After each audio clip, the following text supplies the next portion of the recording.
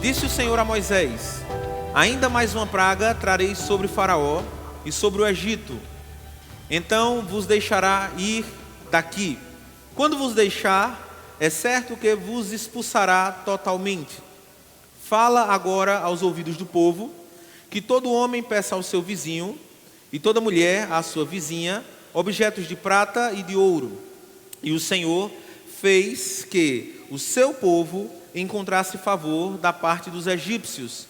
Também o homem Moisés era muito formoso na terra do Egito, aos olhos dos oficiais de Faraó e aos olhos do povo.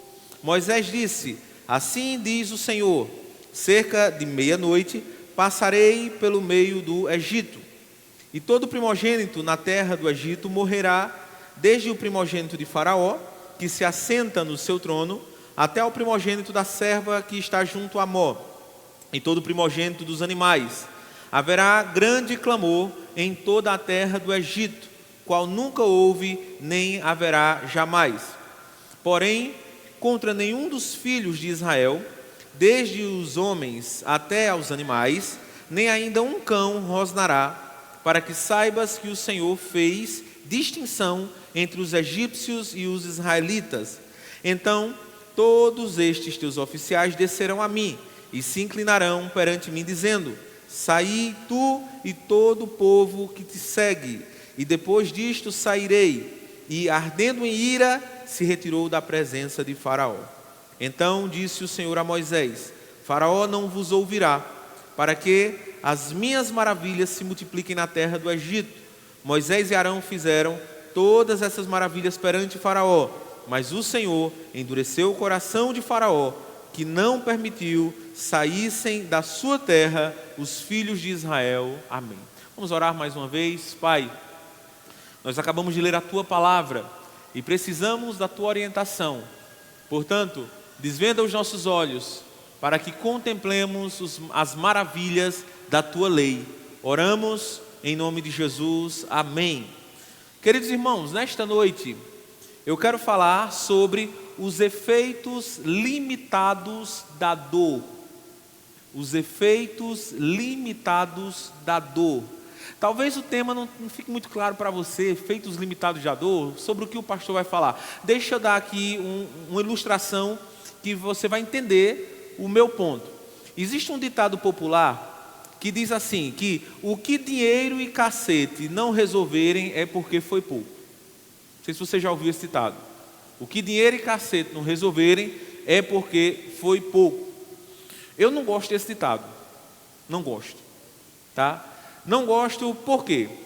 Porque primeiro que há várias coisas que o dinheiro não pode comprar. Há várias coisas que o dinheiro não pode resolver.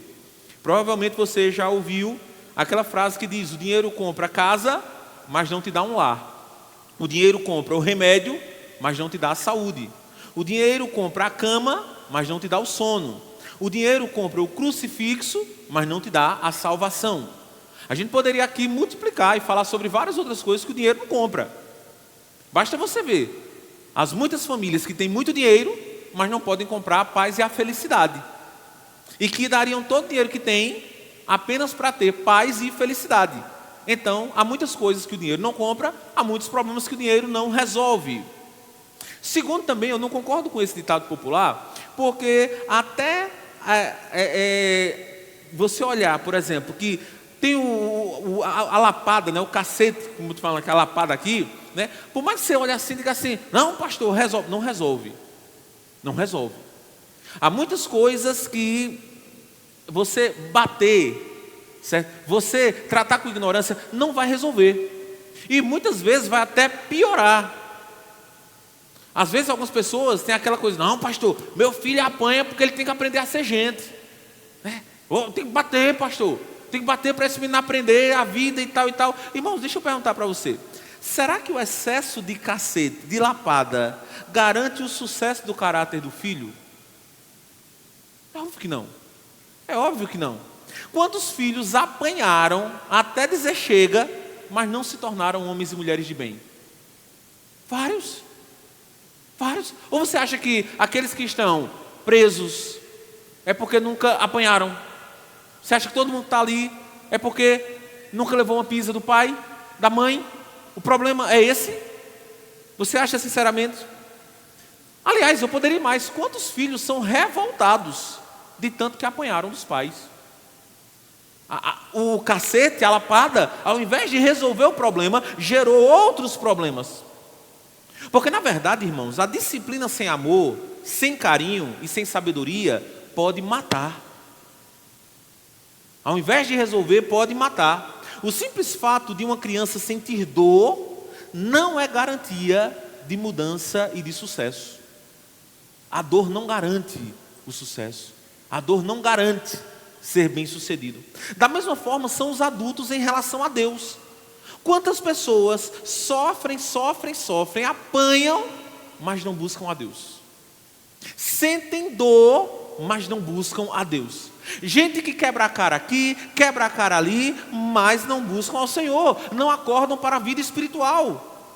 Às vezes até a gente coloca uma grande expectativa, né? Pastor, está um sofrimento tão grande, tomara que agora resolva. Tomara que agora ele busque a Deus. E não busca, não acorda para a vida espiritual. A pessoa apanha, sente dor e permanece insensível. Por quê, irmãos? Simples, porque a dor não é suficiente para mudar o coração humano. A dor sozinha não muda coração nenhum. Se não houver uma ação de Deus no coração humano, ele pode sofrer, pode sentir dor, pode chorar, mas não muda. A ação de Deus é necessária para mudar o coração do homem. E se você tem dúvida disso, deixa eu dizer, a maior razão pela qual muitas pessoas professam o ateísmo é exatamente por causa da dor. Um dia elas sofreram, tiveram um sofrimento, um luto, um problema de saúde na família, uma doença que não foi curada, e aí então começaram a questionar, Deus não existe, Deus não existe, Deus não existe, e preferiram pensar que Deus não existe. Ou seja, o sofrimento, a dor, ao invés de aproximá-las de Deus, fez com que elas negassem a existência de Deus. Por quê? A dor é limitada. A dor sozinha não resolve o problema, não leva ninguém à salvação. E por isso que eu estou falando sobre os efeitos limitados da dor, porque a dor é muito limitada. E a experiência de Faraó nos mostra como a dor é limitada. Nas últimas semanas nós acompanhamos as diversas dores que Faraó estava sofrendo. Ele estava vendo o Egito ser devastado. Aquilo estava gerando uma série de desconfortos para ele, para a sua família, para o seu povo. Mas eu pergunto, quais foram os efeitos das muitas dores sobre o coração de Faraó? O que as muitas dores de Faraó transformaram no seu coração? E a resposta é nada. Não houve transformação nenhuma no coração de Faraó. O texto de hoje vai falar sobre a última praga, a pior das pragas. Qual mudança ocorreu no coração de Faraó depois da última praga? Nenhuma mudança. Quer ver? Deus anuncia a última praga para Faraó. E aí então, no anúncio da praga, você já percebe quão terrível ela era. O texto diz que Deus iria matar todos os primogênitos do Egito. Todos os primogênitos seriam mortos. Veja aí o versículo 5, por favor. O texto diz, e todo primogênito da terra do Egito morrerá, desde o primogênito de Faraó, que se assenta no trono, até o primogênito da serva que está junto a Mó, e todo primogênito dos animais. Haverá grande clamor em toda a terra do Egito, qual nunca houve, nem jamais haverá. Veja, olha que praga terrível aqui. A praga da morte de todos os primogênitos. Nenhuma praga se assemelhou nem de perto a esta última praga. E para você entender o que essa praga significava, você tem que visitar e ser transportado para a cultura da época. Porque hoje perder um filho já é terrível. É terrível. É uma experiência terrível. Mas naquela cultura, além da perda sentimental, emocional, do aspecto emocional, você tinha um outro aspecto. Aqui quem estava morrendo era o primogênito.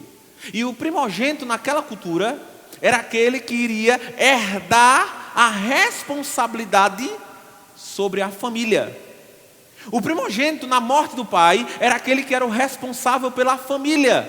Era o responsável legal pela família. E no caso de Faraó, o primogênito de Faraó não era responsável apenas pela família, mas era o responsável pelo Egito inteiro. O primogênito era o sucessor do trono. O primogênito era aquele que iria, na ausência de Faraó, na morte de Faraó, ele iria coordenar a família de Faraó e o povo de Faraó.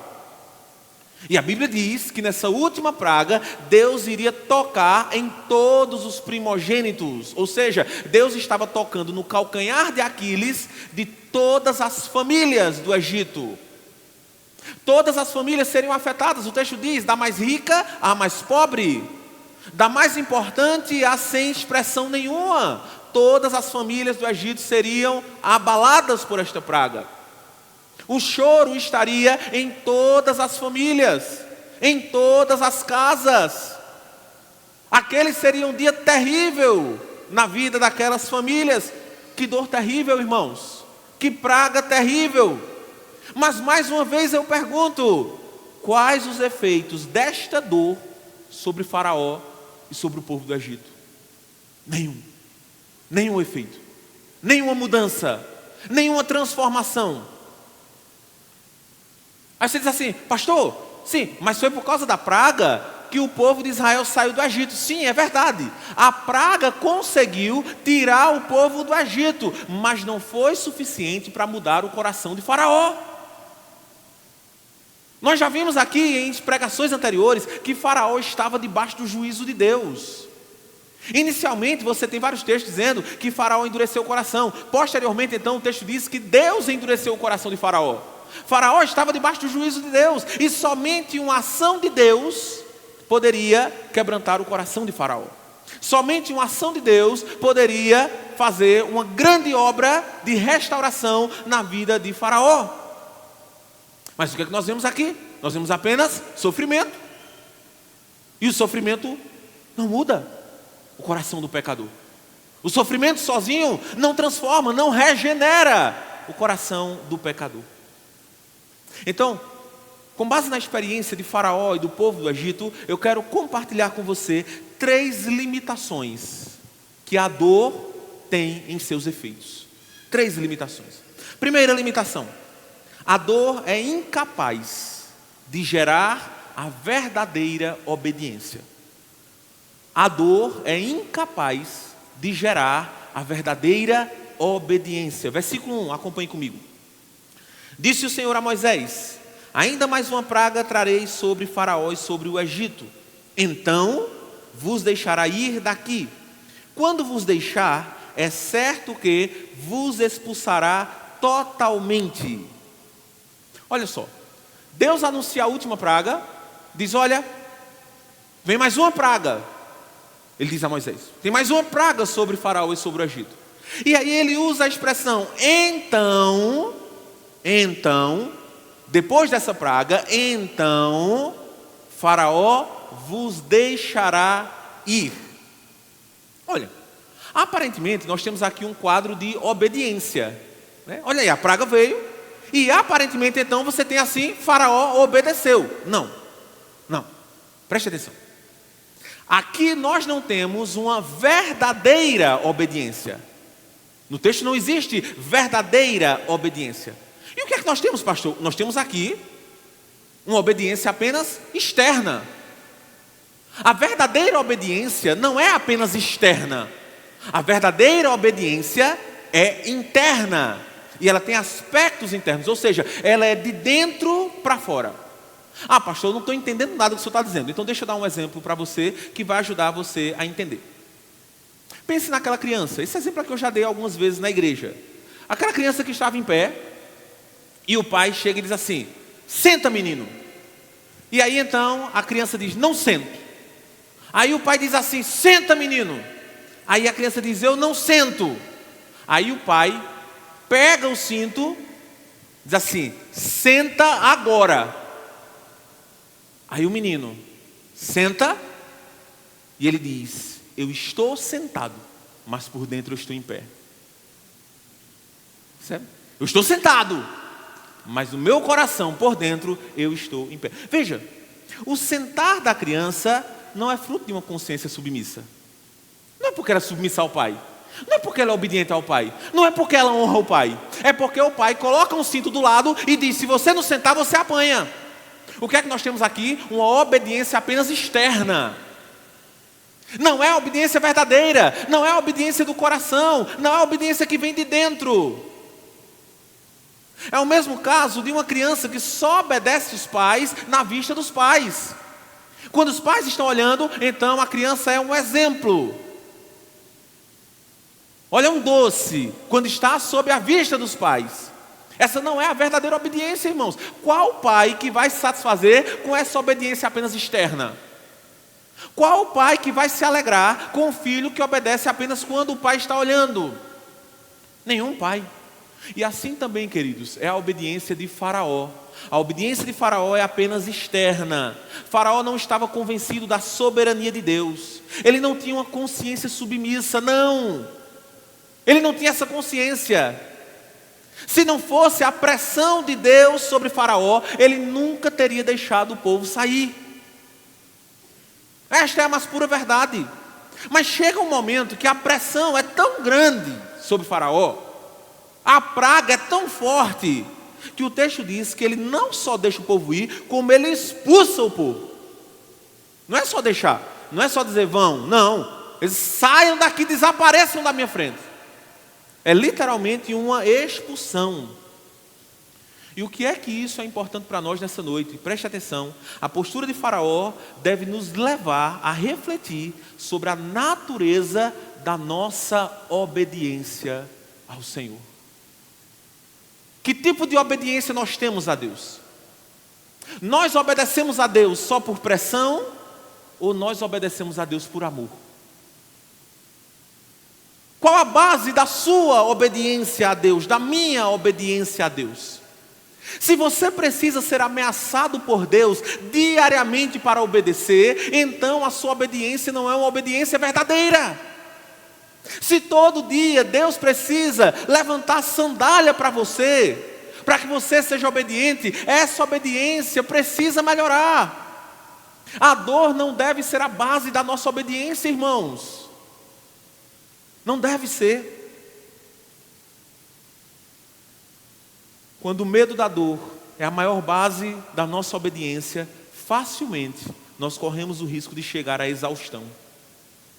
Por quê? Porque a obediência começa a ser vista como um fardo. Obedecer a Deus é penoso, é um fardo. Esse Deus é sempre irado.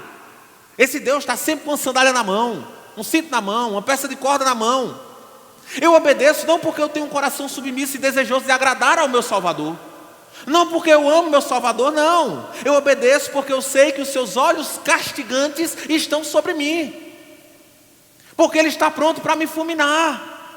E se eu não obedecer, então Ele vai me fulminar. E quando isso acontece, facilmente nós agimos como aquela criança do exemplo. Eu obedeço, mas por dentro eu estou desobedecendo. Eu obedeço, mas por dentro eu queria desobedecer. E aí nesse caso, irmãos, o fardo da desobediência é tão grande, que o que nós queremos é somente tirar esse fardo das nossas costas. É aqui que muitas pessoas abandonam a fé. Quantas pessoas com quem nós conversamos que abandonaram a fé por quê? Porque a fé passou a ser um fardo. Estar na igreja era um fardo. O Deus que elas conheciam não era o Deus de amor, era um Deus de fardo. Era um Deus que colocava um fardo de 200 quilos sobre ela e ela não conseguia nem andar direito. Porque elas estavam familiarizadas com a religiosidade e não com o verdadeiro evangelho. A verdadeira obediência, meus irmãos, é fruto de um coração que se sente amado e cuidado pelo Senhor. O Senhor me ama, o Senhor cuida de mim, o Senhor me abençoa. Como não ser obediente a um Deus que me ama tanto assim? Como não querer agradar a um Deus que é tão maravilhoso comigo? Você é tocado por esse amor, e esse amor faz com que você queira ser uma pessoa submissa e obediente. É esse coração submisso que deseja agradar o Deus que nos ama tanto e que nos salvou. Esta é a verdadeira obediência que nasce de dentro para fora. É a obediência que começa aqui, ela não é externa apenas, mas ela começa dentro para fora. Faraó não tinha esta obediência, porque ele nunca foi tocado pelo amor. Ele nunca foi tocado pelo amor do Senhor. Aquele amor de Deus nunca tocou o coração de Faraó. Ele não sabia o que era sentir o amor de Deus em seu coração. Por outro lado, no lado oposto de Faraó, nós temos o maior exemplo de Jesus. É interessante quando você vê Jesus, ele diz: eu vim não para fazer a minha vontade, mas para fazer a vontade do meu Pai. Olha, o que é isso? É o filho que é tocado pelo amor do Pai.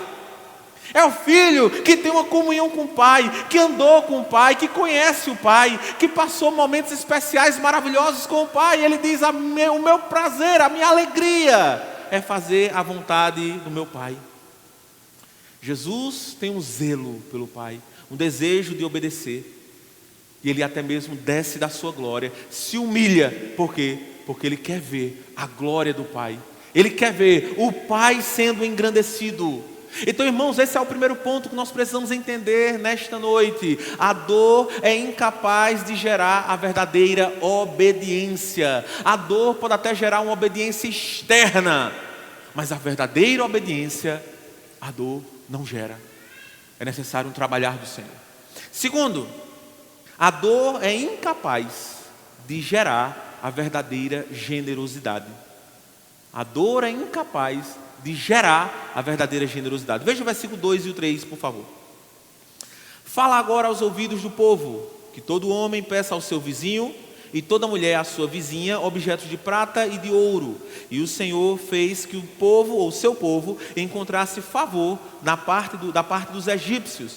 Também o homem Moisés era muito famoso na terra do Egito, aos olhos dos oficiais de Faraó e aos olhos do povo. Irmãos, esses versículos que eu li, eles estão antecipando um fato que vai acontecer só depois. Mas ele já está aqui antecipando o que vai acontecer. E eu quero que você olhe agora para o contexto de quando isso acontece. Então você vai folhear a sua Bíblia, você vai para o capítulo 12, versículo 29 a 35. E acompanha aí o contexto de como isso acontece, que eu tenho algumas considerações a fazer. Vamos lá. Aconteceu que à meia-noite feriu o Senhor todos os primogênitos na terra do Egito, desde o primogênito de Faraó, que se assentava no seu trono, até o primogênito do cativo que estava na enxovia, e todos os primogênitos dos animais. Levantou-se Faraó de noite, ele, todos os seus oficiais e todos os egípcios, e fez-se grande clamor no Egito, pois não havia casa em que não houvesse morto. Então, naquela mesma noite, Faraó chamou a Moisés e a Arão e lhes disse: levantai-vos, saí do meio do meu povo, tanto vós como os filhos de Israel. Ide, servi ao Senhor como tendes dito. Levai também convosco vossas ovelhas e vosso gado, como tendes dito. Ide-vos embora e abençoai-me também a mim. Os egípcios apertavam com o povo, apressando-se em lançá-los fora da terra, pois diziam: todos morreremos. O povo tomou a sua massa antes que levedasse, e as suas amassadeiras atadas em trouxas e com seus vestidos sobre os ombros. Fizeram, pois, os filhos de Israel conforme a palavra de Moisés, e pediram aos egípcios objetos de prata, objetos de ouro e roupas. E o Senhor fez que seu povo encontrasse favor da parte dos egípcios, de maneira que estes lhes davam o que pediam, e despojaram os egípcios. Você prestou atenção no que você leu?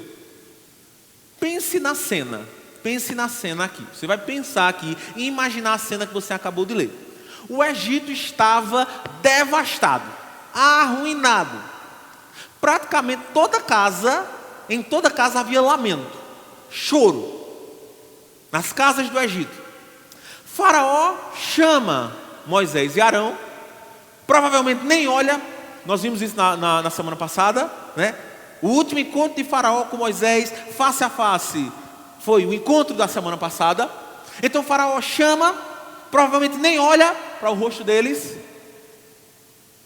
Ou talvez, eu não sei, né? A sua humildade, sei lá, enfim. Mas eu sei que ele os chama, e aí ele expulsa o povo. Saiam do Egito. Saiam do Egito. O texto diz que os egípcios também expulsam o povo. E, inclusive eles chegam até a dizer assim: nós vamos todos morrer com esse povo aqui. Então o povo estava saturado. E é nesse contexto que o texto diz que os israelitas pediram objetos de ouro e de prata, e os egípcios deram a eles. Agora pense comigo aqui. Pense comigo. Vamos ser sinceros aqui. Você acha, sinceramente, que os egípcios deram aqueles recursos de ouro e prata como forma de generosidade? Olha, vocês estão indo para uma nova fase, vocês estão começando uma nova história, tomem, para ajudar vocês nessa nova história. Você acha que foi assim? Sim ou não? Você acha que o cara estava lá com o filho morto? Ele estava lá no luto e vem um israelita e pede objeto de ouro, roupa, prata, e esse pessoal está lá generosamente dando. É óbvio que não. Por que eles não? O texto diz: porque eles estavam com medo dos filhos de Israel. Porque eles olhavam assim e diziam assim: esse povo está trazendo maldição para nós. Enquanto esse povo estiver aqui, a desgraça está no Egito. Então eles estão dizendo o seguinte: sai fora, vão embora. E quando eles chegam para pedir, eles dizem: a gente dá tudo a vocês, somente saiam daqui. Somente saiam. Qual é o meu ponto aqui? É que se a dor não for acompanhada pela obra de Deus no coração humano, jamais ela gera a verdadeira generosidade. Ela pode até gerar doações, mas a verdadeira generosidade ela não gera. Pastor, eu dei um exemplo, vou dar um exemplo para ficar mais claro para você. Pense no filho que não quer dividir o brinquedo ou a comidinha. Como acho que todos os pais aqui já viveram uma experiência assim. Então, o filho chega e diz assim: é meu, não dou, é meu. Ele não quer dividir o brinquedo, nem quer dividir a comidinha, seja lá o que for. E o pai, sem instruir a criança, sem demonstrar qualquer amor, carinho, simplesmente pega o cinto e diz: divida agora. Aí o pai diz: oba, o filho dividiu. Você acha que ele dividiu porque ele entendeu o sentido da generosidade? Você acha que ele dividiu porque ele entendeu que deveria fazer o bem? Você acha que ele dividiu porque ele entendeu que ele deveria compartilhar? É óbvio que não. Ele dividiu com medo do cinto. Ele dividiu com medo de apanhar. Foi o medo de sentir a dor que fez com que ele dividisse. E qual o problema? O problema é que quando o cinto for guardado, a generosidade vai acabar. A pseudo-generosidade. A postura dos egípcios, irmãos, nos faz refletir nesta noite sobre a nossa generosidade. Assim como nós refletimos, será que nós somos obedientes? Eu pergunto, será que nós somos generosos? Será que nós somos generosos? Pense, por exemplo, na generosidade com a obra de Deus. O que leva você a abençoar a obra de Deus? O que leva você a ser dizimista, ser ofertante?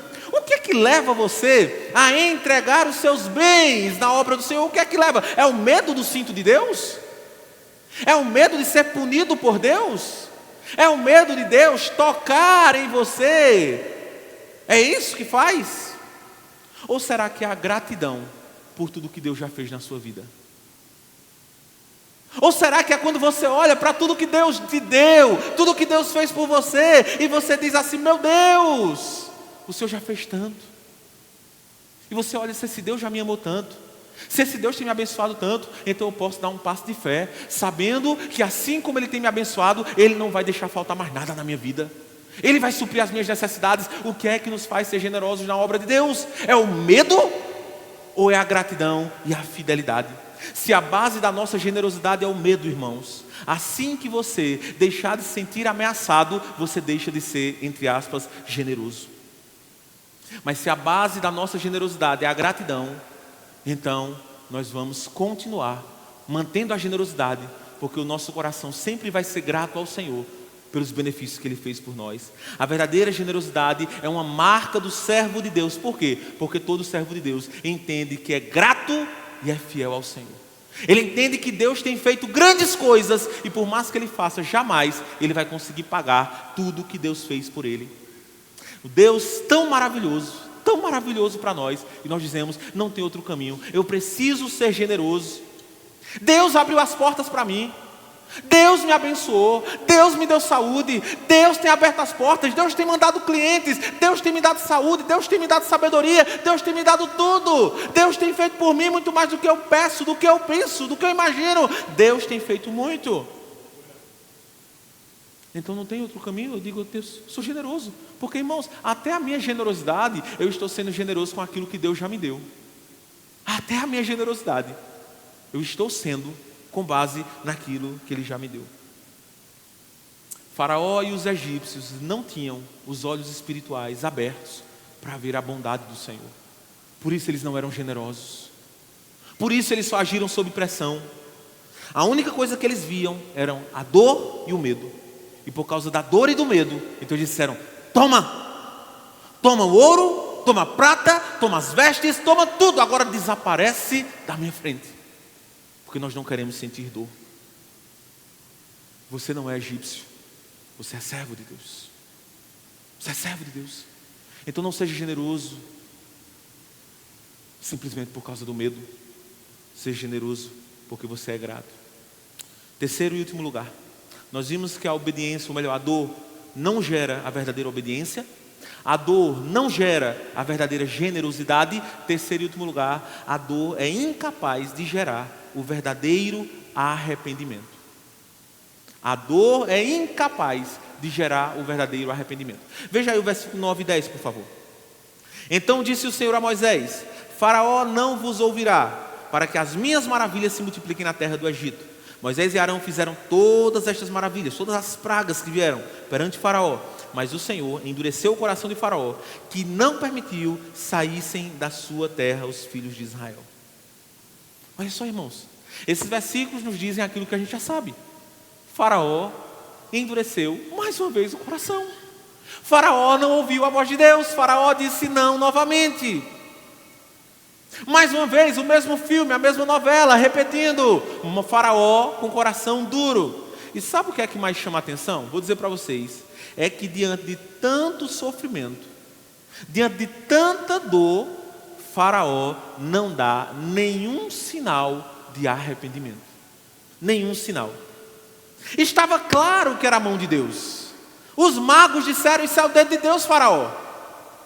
Deus fez distinção. Nós vemos aqui, a praga ficou no povo do Egito, mas não alcançou o povo de Israel. Era a mão de Deus, era o dedo de Deus ali. Mas Faraó não se arrependeu. Faraó não humilhou o seu coração. Por quê? Porque Deus entregou o Faraó a uma disposição reprovável. O texto diz que Deus endureceu o coração de Faraó. E o que é que isso nos ensina? Mais uma vez, eu enfatizo: a dor, o sofrimento, sozinhos, não são suficientes para gerar o verdadeiro arrependimento. O sofrimento pode até gerar uma mudança momentânea. O cara muda, no momento, por um tempo, que foi o que aconteceu com o Faraó. Várias vezes ele dizia: não deixa o povo ir, vou deixar. Quando passava o sofrimento, opa, não sai ninguém. Então a dor muda momentaneamente, temporariamente. Esse é o retrato de muitas pessoas atualmente. Quando elas estão num quadro de sofrimento, elas parecem demonstrar mudança. Eu vou ser um novo homem, eu vou mudar. Ó, você vai ver, a partir de hoje você vai ver, eu vou mudar, vou fazer diferente, vou começar a ir para a igreja, certo? Porque é a mudança, ou a pseudo-mudança momentânea. Aparentemente há uma mudança, mas o verdadeiro arrependimento, ele não tem prazo de validade. Não é uma mudança somente de 30 dias, 10 dias, um ano, não. É uma mudança constante, seus frutos são eternos. Essa experiência de Faraó nos faz, meus irmãos, ser mais reflexivos, por exemplo, sobre as conversões no leito de morte. E aqui eu vou tocar num ponto sensível. Mas nós, muitas vezes, somos muito precipitados ao afirmar a salvação de alguém que se converteu, entre aspas, no leito de morte, antes de morrer. E por favor, eu não quero ser mal interpretado. Não quero ser mal interpretado. Eu não estou dizendo que uma pessoa não pode ser salva no leito de morte. Até porque nós temos o exemplo emblemático do ladrão da cruz. Ele estava lá antes de morrer e ele foi salvo no último minuto da sua vida. Mas o meu ponto aqui é que nós precisamos ser mais cuidadosos, sobretudo quando pregamos para pessoas que estão no final da vida. Como assim, pastor? Veja bem, preste atenção e acompanhe meu raciocínio aqui. Essas pessoas não podem ser confrontadas apenas pelo medo, que é isso que muitas pessoas fazem. Elas confrontam a pessoa apenas pelo medo, apenas pelo sofrimento, apenas pela dor. Não, por quê? Porque o medo, a dor, faz com que a pessoa se apegue a qualquer coisa. O cara está morrendo, então o que coloca na frente ele se apega. Qualquer esperança ele se apega. E isso não é a verdadeira conversão. Então, pastor, o que devemos fazer? Devemos pregar o evangelho para essa pessoa. A necessidade do verdadeiro arrependimento, da mudança de vida, da transformação, da fé em Cristo. O doente precisa entender a dor do seu pecado. Ele precisa entender que ele precisa desesperadamente de um Salvador, e que só existe um Salvador, que é Jesus Cristo, e ele precisa se arrepender do seu pecado. Ele precisa ter a consciência da maldade do seu pecado, e ele precisa confessar Jesus como seu Salvador. Não é simplesmente chegar para uma pessoa que está morrendo e dizer: tu vai morrer, tu quer Jesus? É lógico, se o cara apresentar Maomé, eu quero também. Se apresentar Santo Fulano, eu quero também. Eu quero todo mundo. Não. É apresentar o evangelho para essa pessoa. E aí, meus irmãos, nós vemos a verdadeira conversão. É aquela pessoa que está no leito de morte e diz assim: como eu queria poder voltar no tempo, como eu queria fazer tudo diferente, como eu queria voltar a ter saúde para servir a Deus. E ali então você vê um coração quebrantado dizendo: eu não posso mais voltar. Mas ele diz: como eu queria voltar. Porque o verdadeiro arrependimento traz essa dor. A dor que nós sentimos quando a gente olha para essas crianças, por exemplo, cantando, e a gente diz: meu Deus, como eu queria ter tido esse privilégio de conhecer o Senhor na infância. Como eu queria ter conhecido o Senhor mais cedo. Eu não teria quebrado a cara, eu não teria afrontado tanto ao Senhor, eu não teria entristecido tanto o coração de Deus, eu não teria feito tudo o que eu fiz. Essa é a verdadeira conversão. Ela não é motivada apenas pela dor, mas é o fruto da obra do Senhor em nosso coração. Faraó foi tomado apenas pela dor. E aí, logo, ele deixou o povo ir. Estava doendo, ele disse: sai todo mundo, sai todo mundo. Mas como nós veremos nas próximas semanas, daqui a pouco o faraó diz: o que foi que eu fiz? Oxe, não, vamos embora correr atrás desse povo agora. Por quê? Porque foi só dor. Foi só dor. E a dor passa. A dor passa. E quando a dor passa, então, se não houve uma mudança genuína, a pessoa volta a fazer as mesmas coisas que fazia. Para concluir, eu só digo para você uma coisa: não viva seu relacionamento com Deus com base na dor. Repito, não viva o seu relacionamento com Deus com base na dor. Muitas vezes Deus pode até usar a dor para despertar um mundo surdo. A dor pode ser um instrumento de Deus na vida das pessoas, mas isso não precisa ser necessário na sua vida. Não precisa ser necessário na sua vida. Você não precisa se sentir ameaçado por Deus diariamente para poder servir a Ele. Se a dor fosse necessária para o nosso relacionamento com Deus, irmãos, Deus tinha criado o mundo com dor, mas não foi. A dor é fruto da queda, porque Adão e Eva se relacionavam com Deus sem ter dor. A dor não é necessária para um relacionamento com Deus. Por isso eu digo para você: não espere a dor para se relacionar com Deus. A você que está nos visitando nessa noite, a você que ainda não tem um compromisso com Deus, a você que ainda não entregou a sua vida ao Senhor Jesus, não espere a dor para entregar a sua vida ao Senhor. Não espere que Deus toque em você para doer, para que você entregue a sua vida ao Senhor. Você não precisa sentir a dor. Entregue-se pelo amor. Entregue-se pelo amor. E que Deus nos ajude, porque um relacionamento baseado apenas na dor é uma tristeza para ambas as partes. Curve sua cabeça, feche seus olhos.